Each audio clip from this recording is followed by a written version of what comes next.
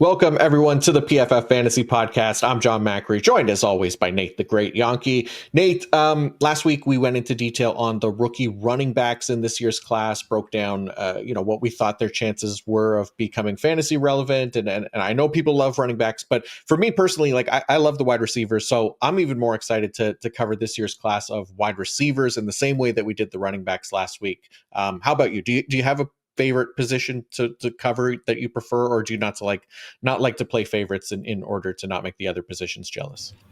Well, in this class, it was the running backs because the running backs felt deep, and like almost everyone we talked about in that are probably going to be drafted in redraft leagues this year. I think a lot of the wide receivers we're talking about today can see the path to a lot of them working out this year, just not a high enough chance to be worth drafting a lot of them in redraft, and because just a small chance and a lot of different guys who have that small chance.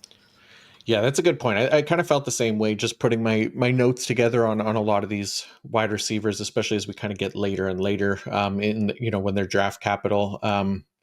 Yeah, there's a path, but yeah, not as exciting maybe as some of the running backs, but still, players I think that we need to kind of keep in mind and talk about here and discuss, what we think their fantasy potentials is going to be, if any at all. So, we're going to cover these guys the same way we did last week with the running backs, talk about them in order of how they were drafted in the NFL draft, talk about which ones we like, which ones we don't, all that kind of stuff. And then, yeah, well, if what we think their chances of delivering for fantasy are. So yeah, this isn't our first episode obviously covering rookies.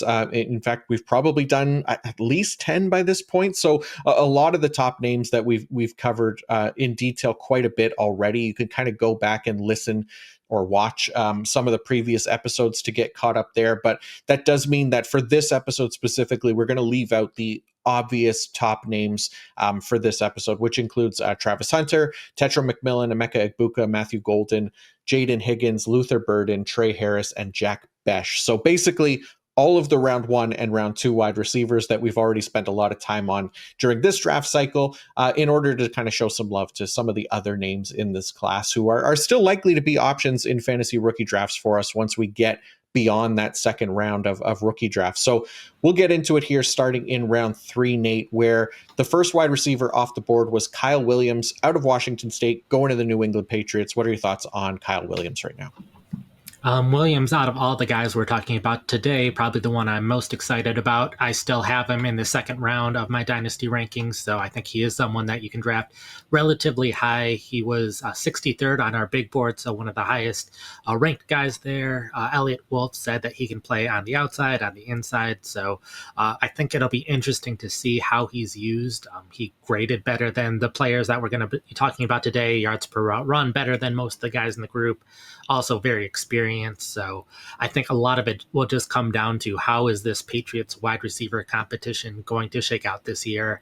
I could see Stephon Diggs being the X receiver with like Kayshon Boutte and Javon Baker fighting for that backup spot. And then I think it's the Z receiver spot that's going to be really competitive between Williams and Kendrick Bourne and Matt Collins. I've mentioned this before, but Bourne had by far his best season with Josh McDaniels as his offensive coordinator. Matt Collins did the same. Both of them, it was over 100 yards between their best season, which was with McDaniels, and every other season in both of their long careers at this point. So both of them are on the roster, have succeeded in this offense before, so there's a chance Williams might see barely any playing time this season, but there's also a chance that he can win that job.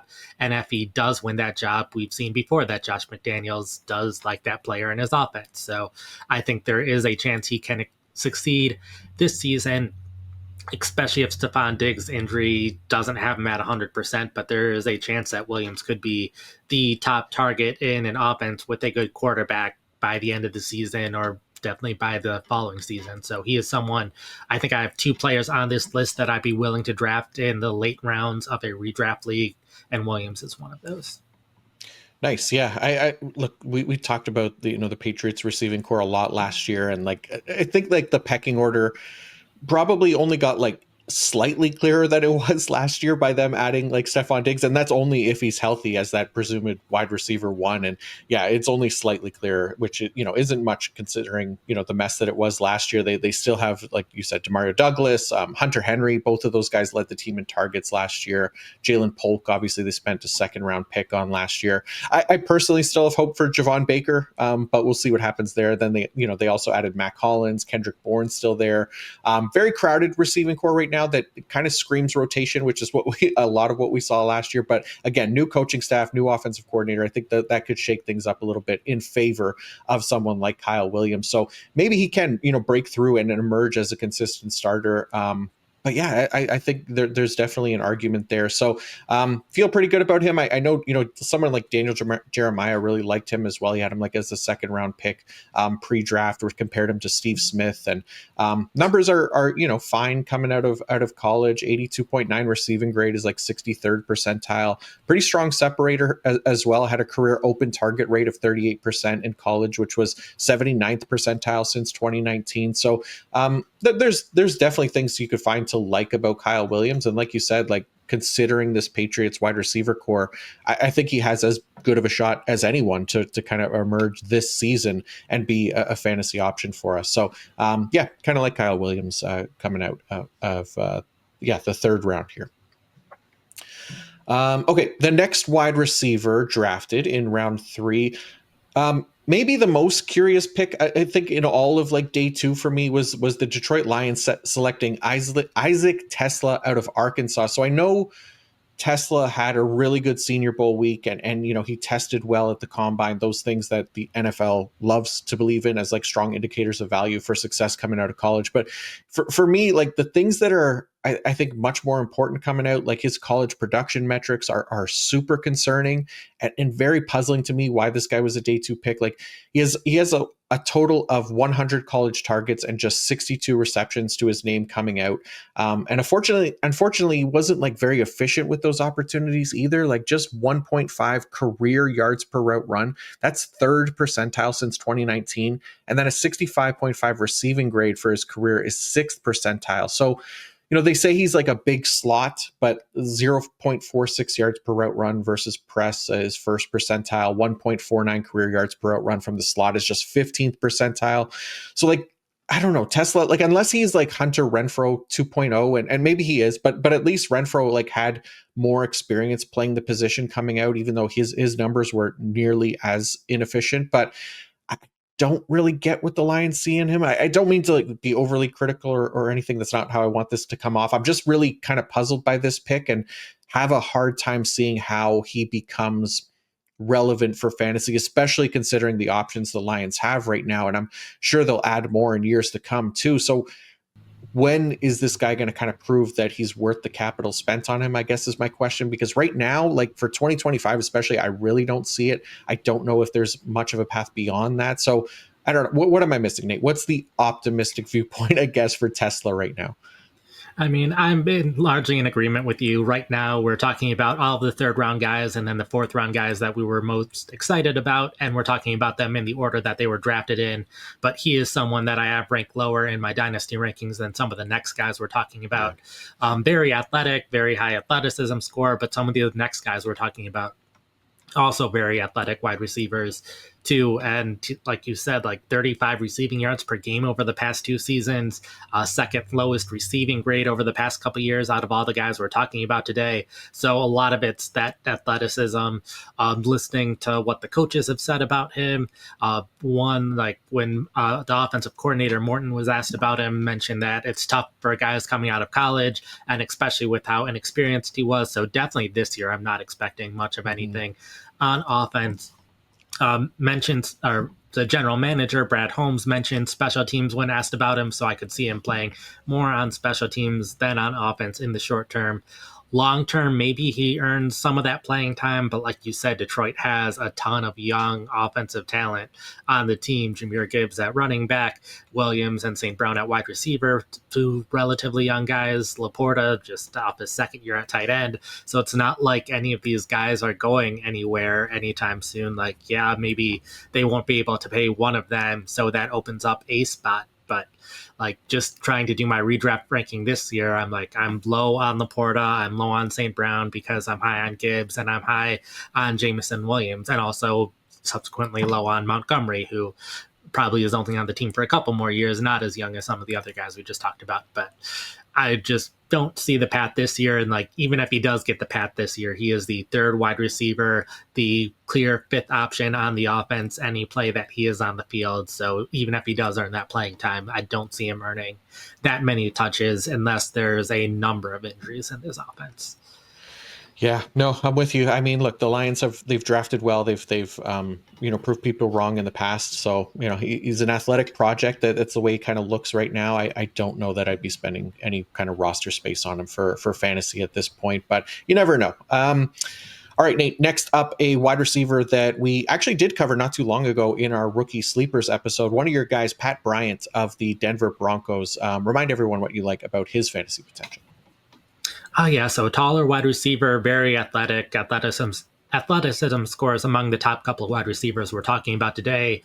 Also an 81.8 receiving grade over the past 3 seasons. While that's not excellent, that's still the second best out of all the guys we're talking about today. So he did grade well.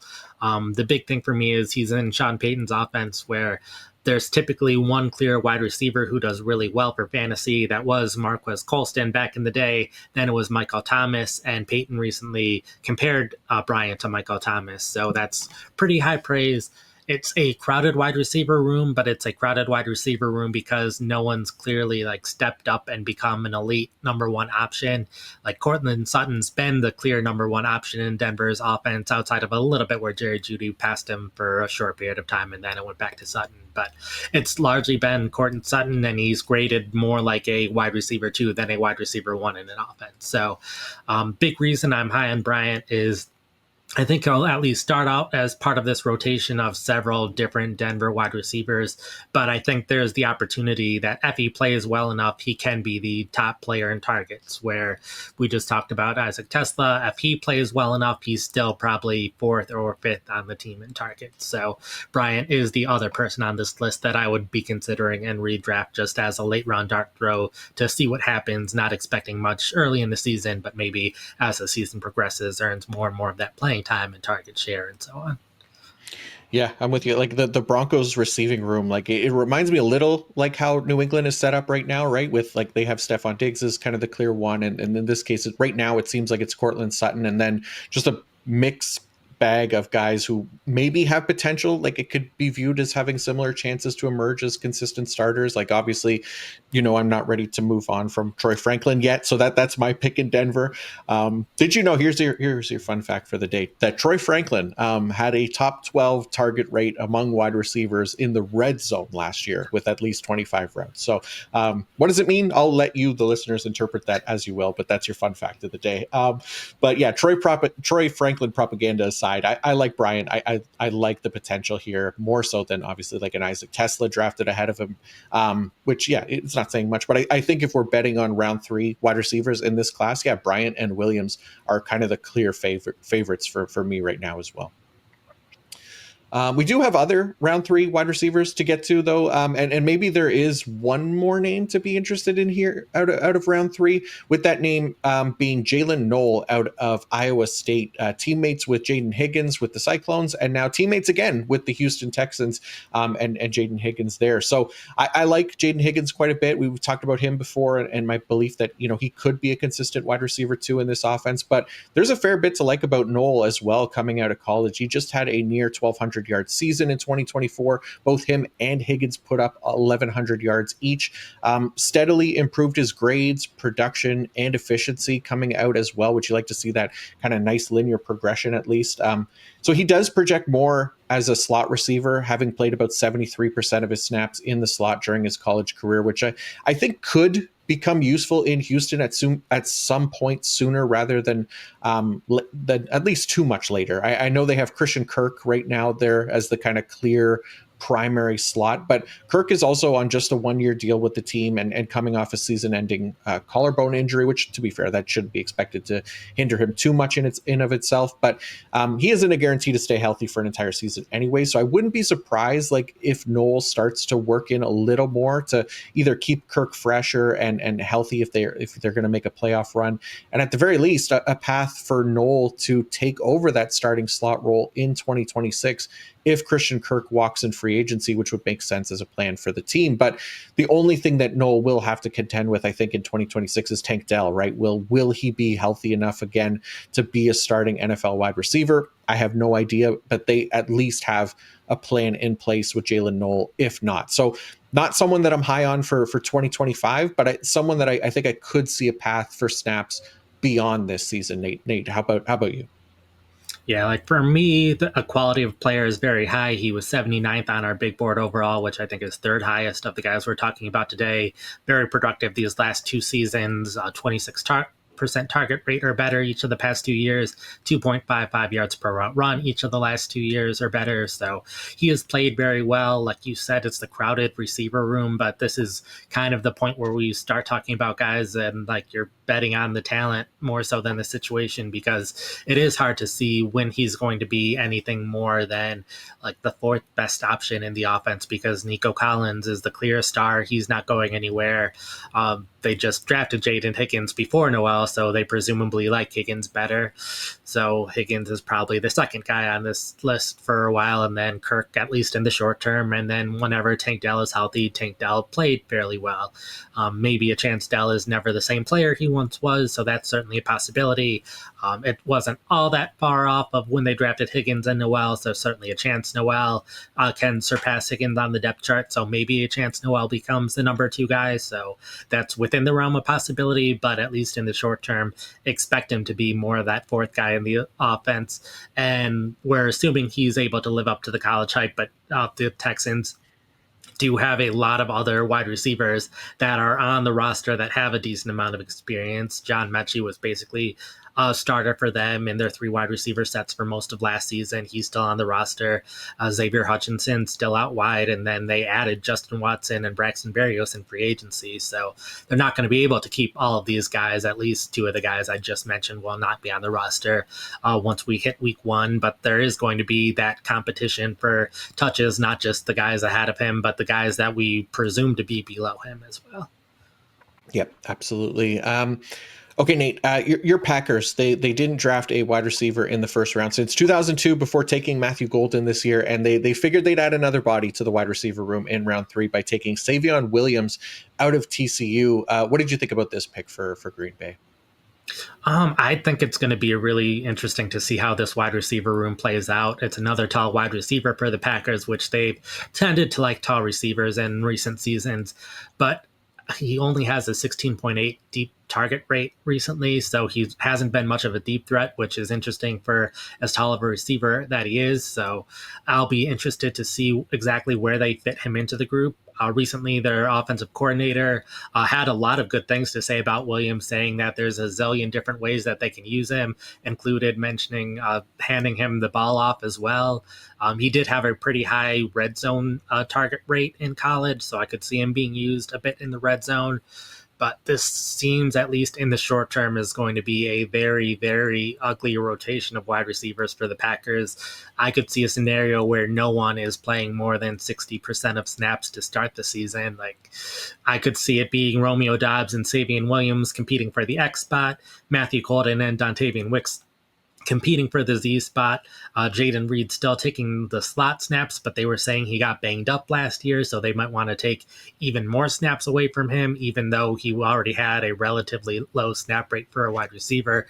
So it's possible Williams gets some of those snaps in the slot, or basically anyone else as well. Like Dobbs played in the slot a little bit earlier in his career as well, but I think there's enough versatility amongst this wide receiver room that if 2 guys do emerge as the top 2 options, they should see the playing time as the top 2 options. So there's a chance Williams becomes that guy.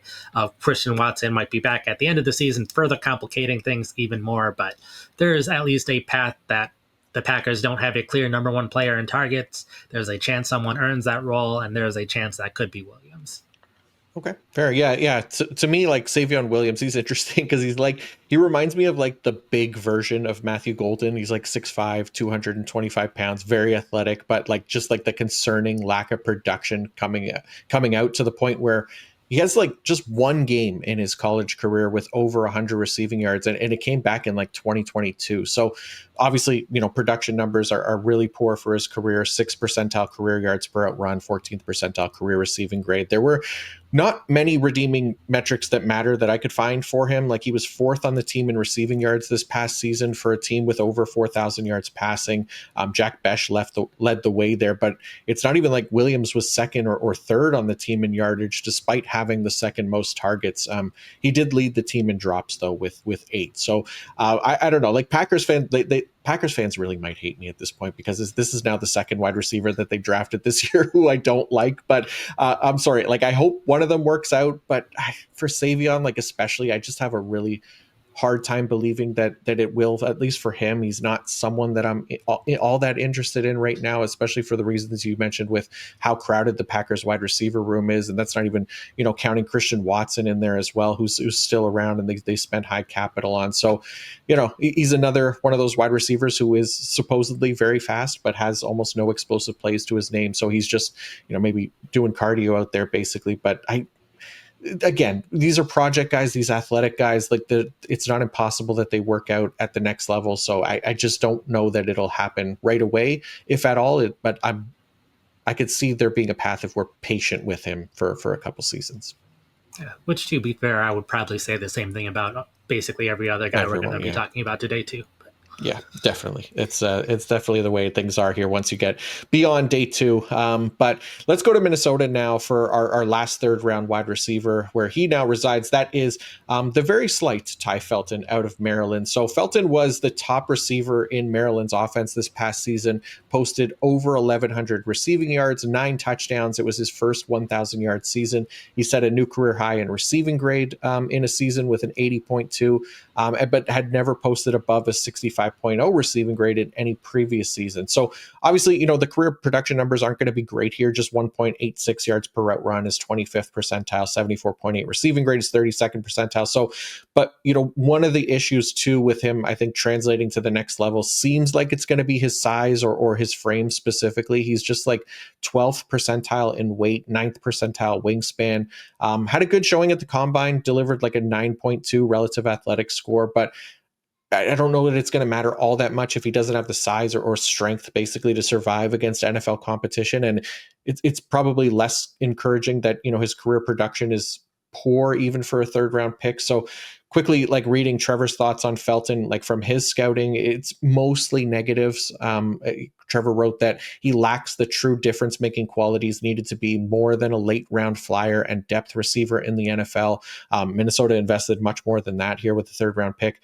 He has 2 negatives about his weight regarding him being easier to tackle and like a lack of blocking ability, and then mentions like not much nuance in his releases and routes. So lacks short area explosiveness to be a great separator, struggles to get off press, all those kinds of things. And all of that is kind of backed up in the data as well. So I don't know, Nate, any more hope from you that Felton can crack the Vikings starting lineup at this point? Because he feels like another, I don't know, I don't want to say roster clogger because there's a lot of deep rosters out there where this guy could be someone that we're stashing, but maybe you could get me feeling a little bit more optimistic about him. I think there's at least a path to some playing time on offense. I think in college, he did have some pretty big jumps from 2022 to 2023 and again to 2024, at least in terms of his playing time and therefore his production. He did do a very nice job last year of avoiding tackles, was avoiding like 2.8 tackles in the receiving game per game, which is fairly high for a wide receiver. So there were a couple of nice things about him. The general manager mentioned he's physical for a speedy guy. So, but they also mentioned him as a special teams player and returner. So I could see that being the most direct path to playing time for him, which does not help anyone in fantasy. But the one kind of bright spot I saw is that I kind of project him as a slot receiver in the NFL based on his weight. And Justin Jefferson, Jordan Addison, Jalen Naylor, the 3 top guys on the Vikings depth chart, all primarily outside guys. They kind of rotated who was in the slot last year when it was one of them. Brandon Powell was the one guy who was more of a slot guy for them, and that's a big reason why he got as much playing time as he did these past 2 years, is because of that slot experience. But they did also add Rondale Moore, who spent all of last season on injured reserve, was with the Arizona Cardinals before that, so I think he would have to beat out Rondale Moore to see that playing time on offense, but there's at least that possibility. But even if he does get that playing time, this is the Vikings offense that has Jefferson and Addison and TJ Hawkinson and two good running backs. So again, like, even if he gets that playing time, that's not necessarily going to lead to a lot of fantasy production. Yeah, makes sense. And I'm with you. I think, yeah, playing in the slot is probably his best shot here in the NFL too, unless like he really kind of bulks up and adds on some weight and muscle. But yeah, interesting stuff there. So that's all of our round 3 wide receivers.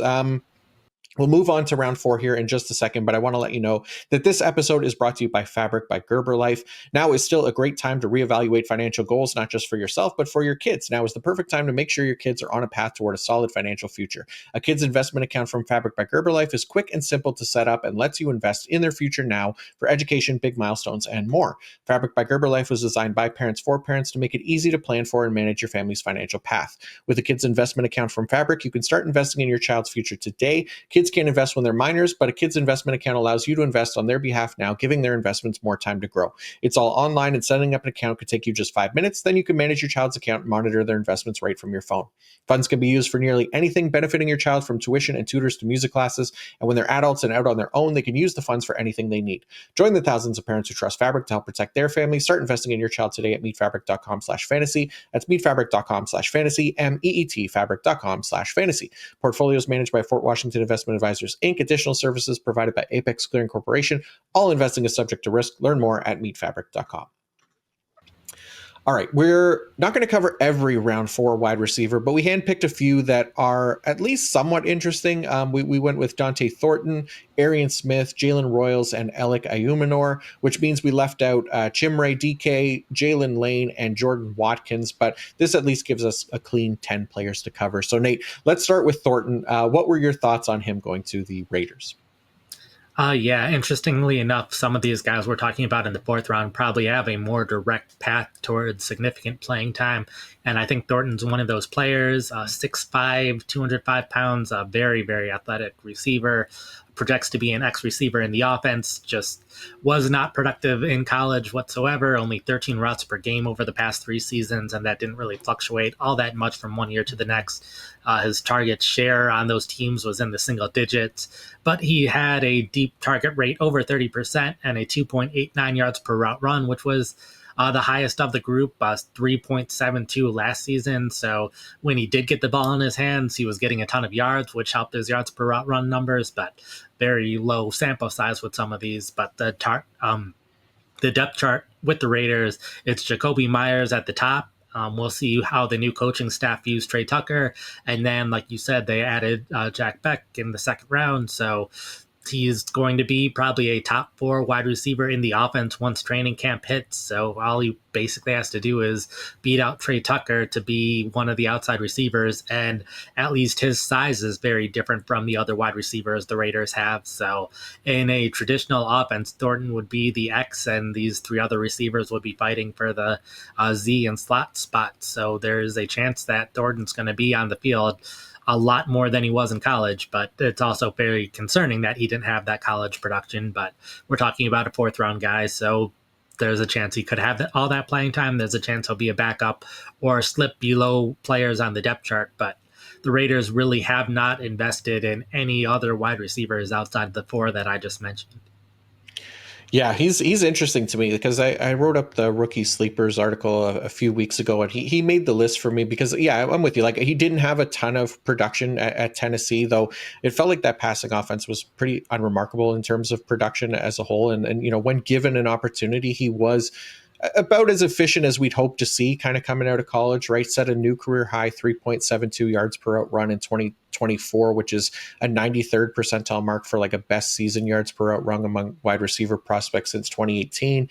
Also posted the best yards per out run total against single coverage for his career, 6.68, led all prospects since 2019, albeit on a very small sample of just 36 targets. So yeah, like I'm with you. I think he can be that kind of deep threat in the offense. He's a gamble in that he's a day 3 pick who has flashed on a very small sample size, but might not be like a better spot for him to kind of gain some opportunity than with the Raiders, considering, yeah, their receiver options coming out of the draft here. So I don't mind Thornton. Obviously, he's another one of those athletic specimens that the NFL loves so much, but one that has at least shown something in terms of like efficiency in college. And the Raiders are in need at the position. So I do consider him kind of one of the potential sleepers in this class for sure. All right. Speaking of teams that were/are in need of adding to their wide receiver room, the New York Jets spent a 4th-round pick on Arian Smith out of Georgia. Stop me if you've heard this one before, but another high-end athlete with not much to write home about in terms of college production or efficiency. The NFL has a type. We know. So maybe one of those guys will work out and kind of reinforce their bias. And maybe it's Arian Smith. Who knows? But the Jets have a very clear need at wide receiver next to Garrett Wilson, because right now it's looking like Allen Lazard, who might not be with the team much longer if he gets traded to wherever Aaron Rodgers' new team ends up being. And then after that, it's Josh Reynolds, Malachi Corley, Xavier Gibson, and apparently UDFA rookie Jamal Pritchett out of South Alabama he was in the FCS. He's even making a push apparently for a decent role as a rookie. But needless to say, this wide receiver core needs help. They are begging for anyone to step up and give Garrett Wilson some support. So, hopefully that Garrett Wilson doesn't throw his back out carrying this team's passing offense. But whether that player ends up being Arian Smith, I don't know. But what I do know is, basically says that it's a little unlikely. He owns a 61.5 career receiving grade, which ranks 2nd percentile among 255 wide receiver prospects since 2019. Even his best career receiving grade in a single season, which is at least 100 routes, being a 57.1, is the worst, quote unquote, best season that we have for any wide receiver prospect over that same stretch. Obviously, 10 drops in 2024 isn't going to help there, but either way, those numbers are undeniably bad. But he went to Georgia. He's supremely athletic. The Jets are thin at wide receiver, so early day 3 capital is about as optimistic as we might be able to get right now. And at least it's something. But I don't want to waste a ton of roster space on these types of players, because what is the upside really? Like, especially long term, there's bound to be more interesting players for, whenever you do get to drafting an Arian Smith or Savion Williams point in rookie drafts. So I like to take swings elsewhere. That would be my suggestion. But I don't know, Nate. I know I'm coming across as super negative today. I don't mean for that to be the case. I just can't get excited about these guys. So if anything, I want to make sure people don't waste, I guess, any valuable resources going after them in rookie drafts or pass up potentially better dart throws. So other than, the NFL knows best, is there anything else that you can help me be optimistic about someone like Arian Smith? Yeah, like for me, I think he does have a pretty clear path to playing time, so that he has that going for him. So I think when you're deciding which rookies to take, a lot of this will also depend on the size of your league, because if you're in a 14-team or 16-team league or starting a lot of wide receivers, I could see a path to Smith getting that playing time, getting some deep targets in there, and having a chance to have a couple of flashy weeks throughout the course of the season, even if it's not at any level of consistency or if he never gets to a wide receiver who's getting a lot of 100-yard games. I do think there's that path to playing time and getting some of those deep targets this season. From an athleticism standpoint, he was the most athletic wide receiver we're talking about today based on our PFF tracking data and our research and development team. He was also the lowest guy on our big board. It seems like we really didn't consider him when we were talking about the wide receivers, where all the other wide receivers we're talking about today, at least top 200 players on our big board heading into the draft. But he did have a 32% deep target rate last season or throughout his time in college. And their general manager said he has elite speed. So I do think they view him as a speedy receiver that can be in this offense. And I was trying to think, since they brought in the coaching staff from the Detroit Lions and how the Lions use their wide receivers, if the Jets are going to do something similar and try to project who's best for what roles. And I think their X receiver spot, it seems pretty clear that Josh Reynolds will probably have that role because Reynolds had that role for a couple of years in Detroit with this coaching staff. So even though Reynolds really didn't do much last year, I could see him being a clear starter for this team because of his experience with the coaching staff and past success. I think that makes it easier for them to move on from Alan Lazard whenever Aaron Rodgers decides to sign with the Steelers, assuming he does. And then Tyler Johnson, someone who can kind of be a backup at multiple spots. Garrett Wilson, I think, is best for the Amon-Ra St. Brown role because that's the main role in the offense. Wilson has experience in the slot, has played well in the slot, which leaves the Z receiver role, which was Jameson Williams, which was another speedy outside receiver.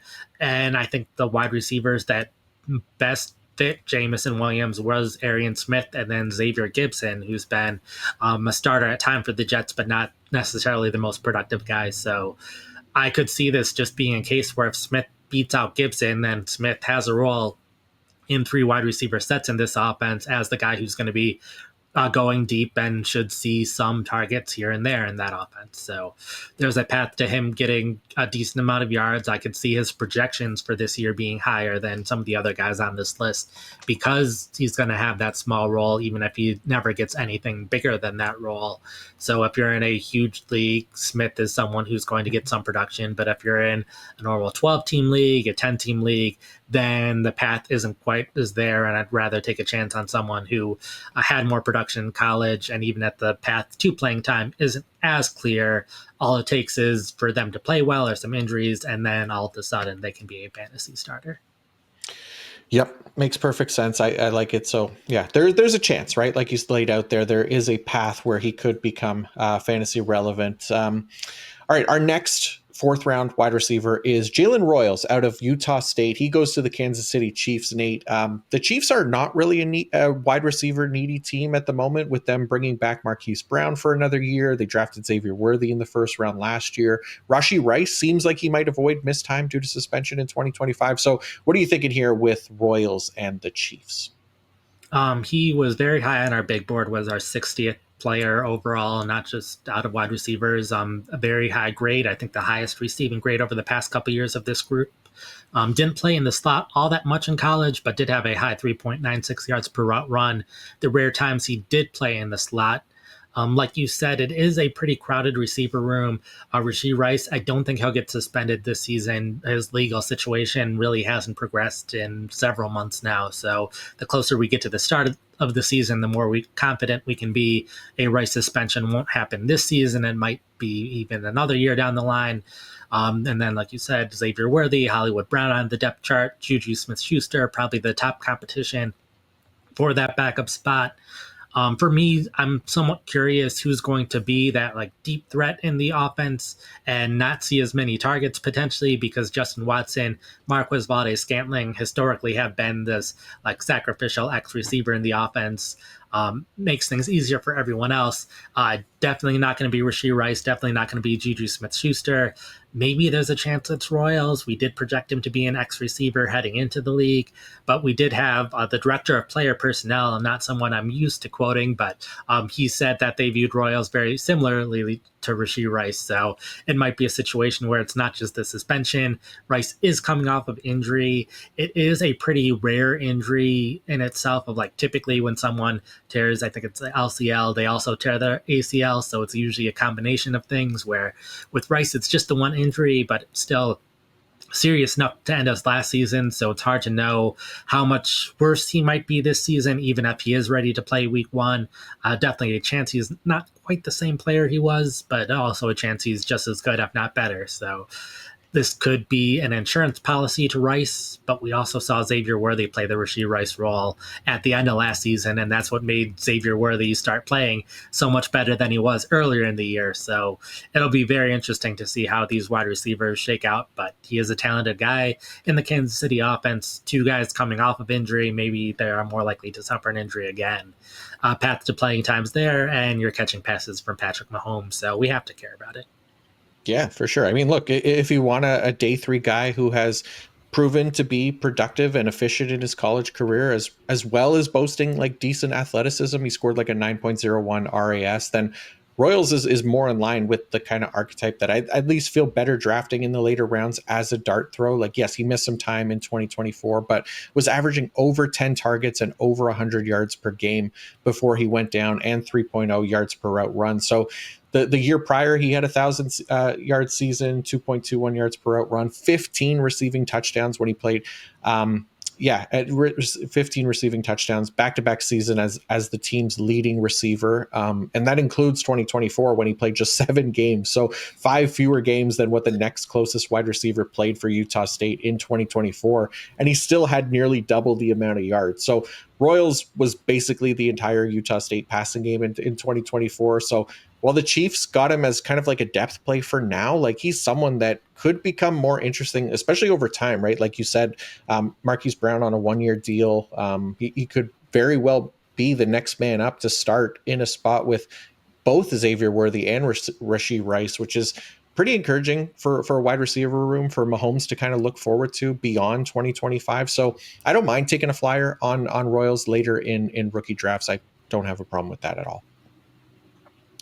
Okay, one more name for today, and that is Elic Ayomanor out of Stanford. He lands with the Tennessee Titans. He was actually the number 35 player on the PFF big board. Trevor loved him some Ayomanor, and considering some of the other 4th-round options that we've talked about today, like I could definitely buy in on Ayomanor being a decent dart throw in rookie drafts relative to his NFL draft capital, right? He has good size and speed to emerge as that potential X wide receiver in the NFL, specifically for Tennessee, who feel like a team where Ayomanor's skill set, I think, should be welcomed. Like right now, it's Van Jefferson and Treylon Burks outside of Calvin Ridley as the other 2 options out wide, which isn't the worst thing for Ayomanor's potential path to snaps, especially if they're looking for, a young wide receiver to grow with first overall pick Cam Ward over the next few seasons. So Ayomanor makes sense to target, I think, for them in round 4, even though they also drafted Chimere DK ahead of him. He profiles as more of a slot,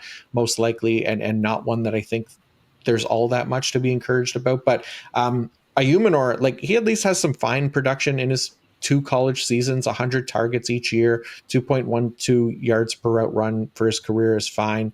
Above average against press and single coverage. He had 4.03 yards per route run versus single coverage. That's 78th percentile, and 2.43 yards per route run versus press coverage, which is 76th percentile. So you look at their depth chart right now, Van Jefferson, Treylon Burks, and even Tyler Lockett are all scheduled free agents at the end of this season. So why not take a shot on Ayomanor later in drafts, especially considering I think he has a more encouraging profile than some of the other guys who were taken ahead of him, and probably just as good, if not better, path to snaps within the next 2 seasons. So he's a fine taxi squad stash for me, who can maybe start to flash in year 1 for the Titans. But what do you think, Nate, now that I've gotten back to being an optimist in time for the end of the show?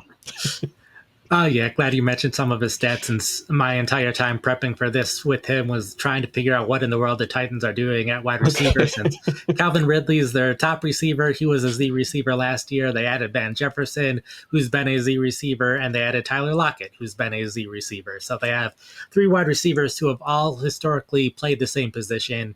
I think what I came up with is Van Jefferson probably most likely to be an X receiver for them. Ridley, he's played better at Z in his career. He's played some X, but it hasn't gone as well. And I think Van Jefferson is fine wherever. And then Lockett has that experience in the slot, even though he didn't play as much there once Jackson Smith-Njigba was added. But Lockett's rated better in the slot recently as well. So Lockett's probably locked into the slot role. Ridley, I would think, will be the Z receiver.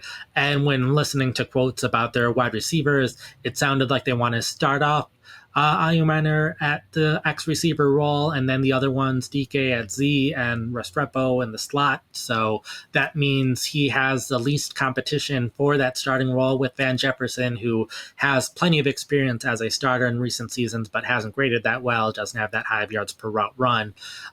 So coaches like him, but I think there's a chance that he can end up getting that starting role as the X receiver, and he could be the second player in targets behind Ridley. Lockett has played well. I don't know if Lockett's going to have an entirely large target share this season.